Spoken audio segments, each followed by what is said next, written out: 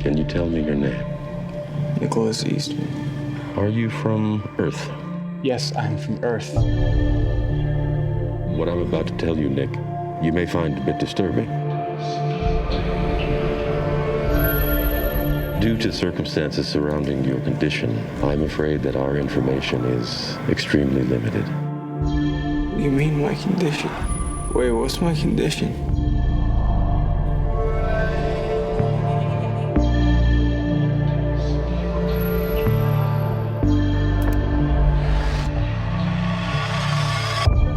Can you recall for me the first time you encountered the signal?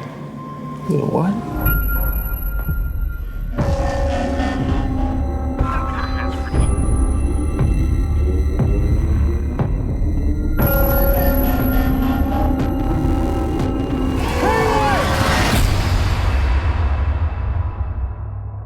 We're not 100% certain about what we're dealing with here.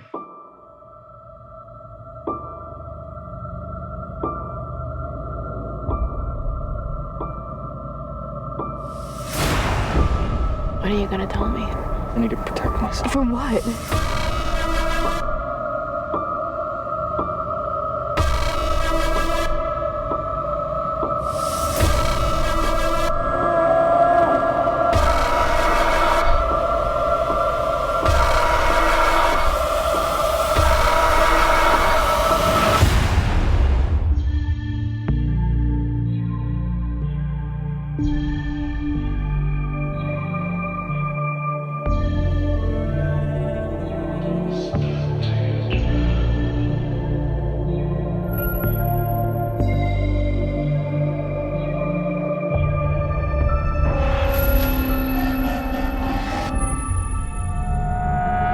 Boy, does Brenton Thwaites have a great agent or what? He's in this movie, The Giver, Oculus, he's the Prince in Sleeping Beauty. They haven't really shown him yet, but when you show up on May 30th, you'll be looking at him. You'll be looking at him a lot apparently over the next few months. So either he will win you over and become an American movie star, or you will be like, man, I'm so sick of that guy, he sucks.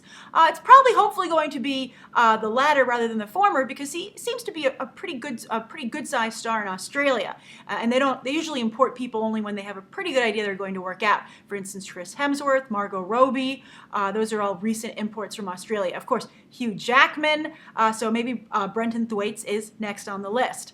But I think besides Brenton Thwaites' rising star, there isn't a lot to write home about with this movie, or phone home, I guess, at the E.T. angle. I'm not quite sure what's going on here. I mean, it has that mysterious air to it, which I think is so common these days in these kind of indie sci-fis. I get a very similar vibe to, for instance, Under the Skin, that A24 release with Scarlett Johansson. It's getting a lot of Kubrick comparisons. And this looks well done, and I think it was a very smart move for this filmmaker to make an independent film like this, which is, you would think commercially viable. I don't know how commercially viable it's going to be, because I think it's a little late to the party when it comes to this kind of movie. I mean, think about it. We already have Welcome to Yesterday on the boards. I mean, that got pushed back in terms of its release date. But there are a lot of movies like this these days, whether they be like a Chronicle, for instance, from the sci-fi angle, or even something like Project X. The teen movie, I think, is very close to reaching the oversaturation point. The Maze Runner, I mean, look at all the trailers that have just been released over the last few days. And so I think that I don't know if this movie is going to be able to compete with the other ones, because I think it's not high concept enough. And high concept, for those of you who haven't heard the term, is almost like a movie that has an elevator pitch that you can sell very quickly to the audience. You can go, look, it's XYZ. And they go, okay, cool. But when you get into the more murky territory, it's a harder sell. And that's, I think, Hollywood, blockbusters are high concept. And many of you will say, well, so what? This is a thinking man sci-fi movie. Isn't that great? And so for that reason, I would say to you, well, maybe it'll help Brenton Thwaites' career, and maybe it'll help the career of the people behind the camera here, because it'll get good reviews and people in Hollywood will take notice. But I just don't have a lot of faith in this at the box office. As of yet, we'll see. Maybe it'll pick up steam, but I just think it's too small and, as I said, too late. But what do you guys think? I mean, for instance, think about it. Drive didn't do particularly well at in the box office. Hannah didn't either. And I would put this movie in that category.